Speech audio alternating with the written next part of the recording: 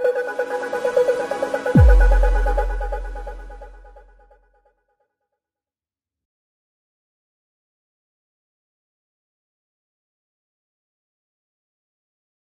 welcome back. Now I want to talk about variables in JavaScript and the forms that they take, some rules about what happens if we concatenate or add variables, and so forth.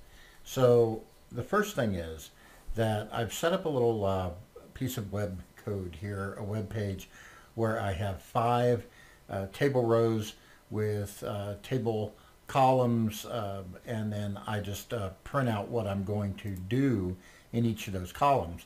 And then in this row or this column of the table, I'm going to print the result. So this is a fairly simple way to do this. I could make it much more fancy, but that's not the point.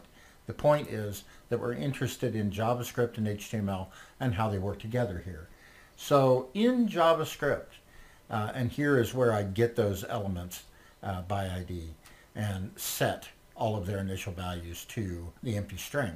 All right, so there are 6 data types in JavaScript.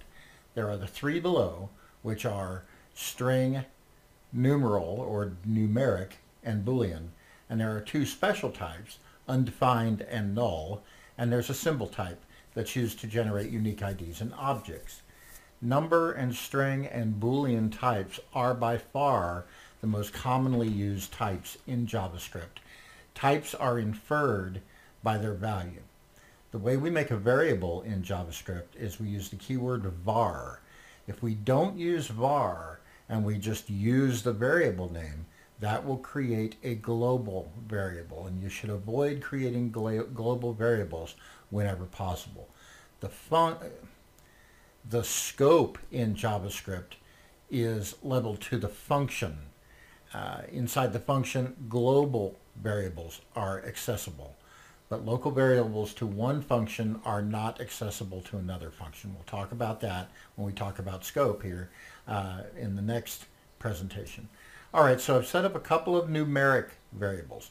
There's an int here, an integer, and a floating point number, but there is really only one numeric type in JavaScript. It is the number type. So if I give it a 4 or a 5.2, in JavaScript it's the same thing. It's a number.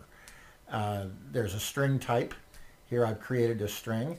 This is the string type. My string is space thing space. Doesn't really matter what it is. One thing you should be aware of in JavaScript is that single quotes and double quotes in JavaScript are equivalent. They can both wrap strings. It really makes no difference whether you choose to use single or double quotes. This is convenient because you can define a string, say, with double quotes and then use single quotes to quote things in the string, or you can use double quotes inside the string and single quotes to delimit the ends of the string. Either way. And then I have a flag here and I set it to false. This is my true-false type, my Boolean type.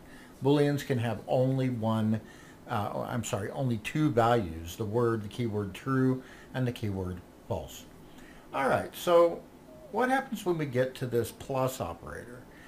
If we try to add a string and a numeral, what happens, or a string and a Boolean, what happens? And that's what we're going to explore here. I'm getting the elements 1, 2, 3, 4, and 5 that I defined down here with their IDs in our HTML, and then I'm just going to add whatever the result of string plus x plus y, and then I'm going to add x plus string plus y, and then x plus y plus string.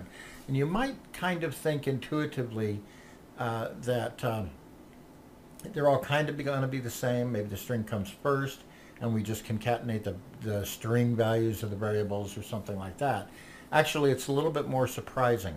If the string comes first, everything will be interpreted as a string. If an integer or a numeral, comes first, then that will be interpreted as a numeral and added up with other numbers that come before it until the first string is reached, and then the string kind of adding concatenation behavior of the plus operator will take over from there out. If we add a Boolean to a string, if the Boolean comes first, its numeric value will be used. So If we have true, it's going to be a 1. If we have false, it'll be 0. So the plus operator is overloaded. It works in two ways. If it's given two numeral values, it will add them and then present us with a new numeric value. If it's presented with a string first, then that sets its behavior to string from there on out, to concatenating strings from there on out. Finally, if I use string plus a flag, I will get the flag value of the string value of that flag value. So let's see how it works. I'm going to use a feature found in nearly every modern browser. In Chrome, it is under Tools, and then it is JavaScript console is the simplest way to do it. I can go to the source like this and watch what's happening as it happens. So here we go. If I take a string plus the x plus the y, remember x is 4 and y is 5.2. So I have thing and then 4, 5.2.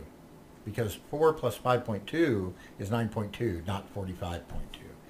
If I say x plus string plus y, I get 4, that's the sum of 4 and nothing at all, plus string, thing, plus y, 5.2.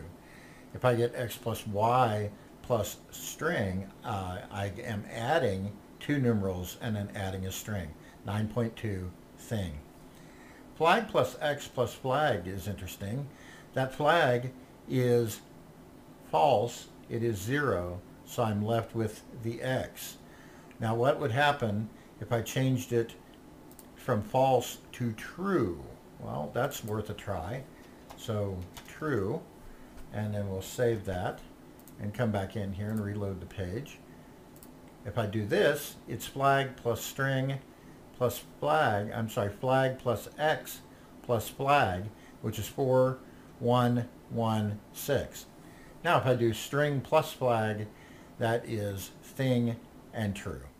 True being the string value, since we're adding first a string and then the value of the Boolean, I get the string value back out of the Boolean. Thank you very much.